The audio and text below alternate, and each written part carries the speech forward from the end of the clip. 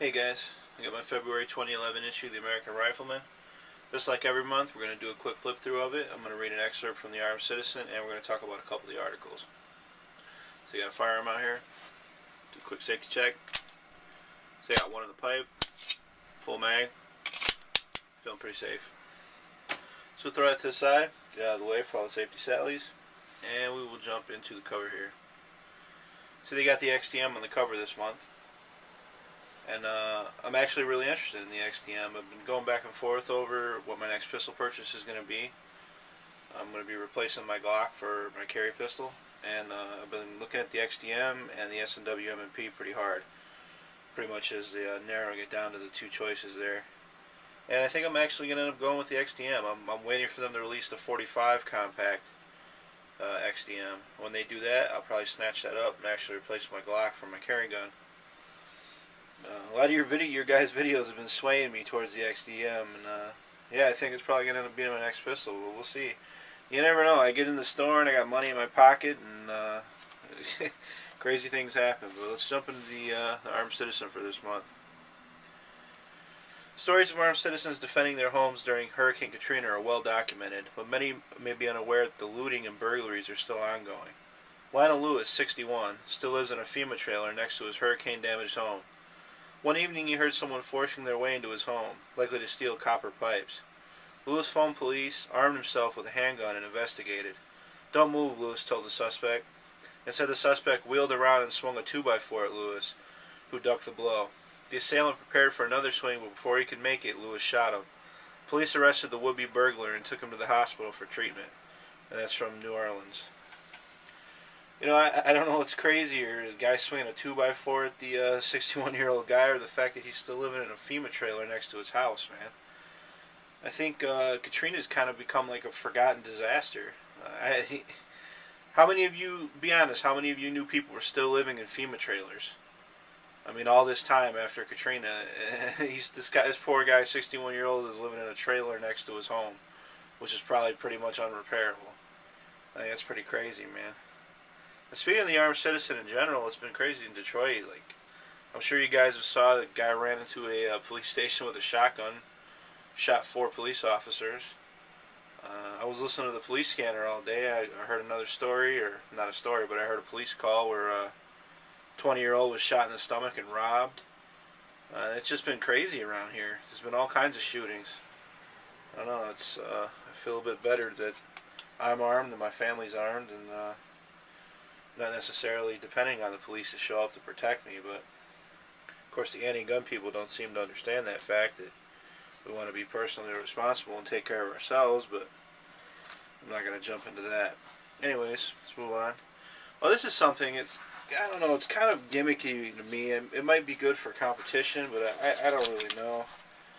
It says Hatfield's Gunsmith and Tactical Racker. Well, let me see if I can bring that up to the camera a little bit. It's like it replaces the back plate on a Glock, and you see it's like almost like the charging handle for an AR, but on the back of a Glock, so you can grab it and pull the slide back. I don't know. I think it seems kind of gimmicky to me, but I'm sure if anything you can make for a gun, somebody will fucking stick it on there.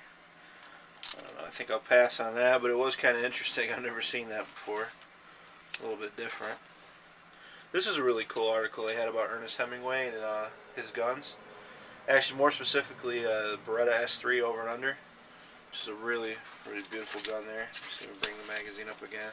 The damn glare I get off the light, it's hard to see. I don't know how well you guys can see that, but yeah, they had a nice article in here, and they actually had some really cool pictures of them with the gun itself. So I found that to be a real interesting read. He was a huge proponent of guns. He was a sportsman himself, a hunter, and it was kind of cool. And here's the cover story about the XDM.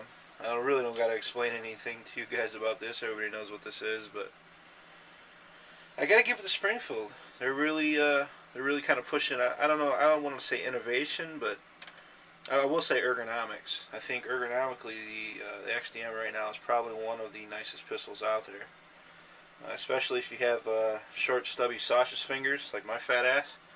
See those mitts? I have wide hands, but my fingers are short. So you know the Glock is never really. I can't really say it's ever really been comfortable. I mean it's okay. It's passable for me, but I'm at the point where I don't want to just deal with it. I want to really more enjoy it. I will never fault the Glock for its reliability. It shoots great. It's very accurate. Uh, I trust my life on it, and I do trust my life on it. I've been carrying it all this time with no problems, but with my particular hand size, kind of looking for something else. Nothing against the Glock, so you know, Glock guys don't fucking kill me or anything, but yeah, I'm kind of looking at the XCM. I'm getting swayed by it. I don't know what it is. I could go into the whole I'm not Brander type myopic spiel or whatever, but I'm not gonna do that. I'm not gonna pull nothing fancy.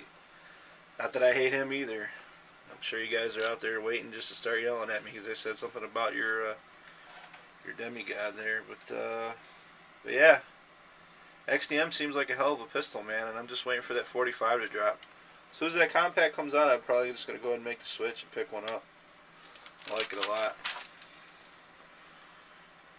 Of course, you guys all know the accessories they come with and whatnot. I mean, I probably wouldn't use the holster it came with or the mag carrier or any of that, but I think that's a lot of value. And you know, for a lot of people, they're not really like us. They're not really, I wouldn't say, you know, what I would call an enthusiast or really into it. They probably, you know, the fact that it comes with a holster and all that might actually sway someone to buying that pistol. And they might be perfectly happy with it. Whereas to us, it's like, oh, look at this kind of, you know, hokey holster that it comes with, but you can't always think in our terms. You got to think about the common person there, and that's a lot of value for the money when you actually look at it. But yeah, we'll flip through here. This is actually really interesting. The fact that Remington is coming out with a 1911 here. Of course, it's the 100-year anniversary, and everybody's kind of, you know, going crazy with the 1911 fever here. This looks like a pretty sweet piece. It's kind of old school. It's got the flat mainspring housing. I like that it's got the old school grips on it. Let me actually pick that up. The damn glare, guys. I got to get some better lighting. It's too bad I'm poor. You see it's got the kind of double diamond with the checkering, old school grips. Seems like a pretty nice piece. Flip through here a little bit. It's got the combat sights. It's just kind of a basic meat and potatoes 1911, which I like. I like the what's more true to the original design. I mean, you know, don't get me wrong. I love to have a really tricked out like modern Kimber or something like that, but who can afford that? Suggested retail price on these, which is the Remington R1. I forgot to mention the name of it. Is $700. So, given that it's MSRP, you might find these in the high fives probably. I would say. Maybe 600. Figure knock 100 off, maybe a little bit more depending. But yeah, it looks like a sweet 1911, and it's always good for more competition to be out there in the market to kind of push the prices down. So that's pretty cool. But yeah, that's it. That's about it for this month. As always, you guys know that watch my channel. This is my monthly push to encourage you to join the NRA. Yesterday, I renewed my membership for 3 years, and my mom got herself a membership, which I was kind of proud of. It's as a son, when your mom gets a membership to the NRA for herself, that's kind of a proud moment. It shows that you're maybe rubbing off on her a little bit, getting her into the whole gun thing. Might actually be going to the range tomorrow, which is cool. I always liked it when my mom goes. It's kind of a fun thing to do for a son and a mother. But yeah, that's about it, guys. Not much else to talk about. I'll probably have some more videos up this week. I got the clean canteen in. Been enjoying that with the sport cap. You guys all know what this is, but I'll probably make a short video talking about it. Still got the Gerber multi-tool, the issue multi-tool video coming up.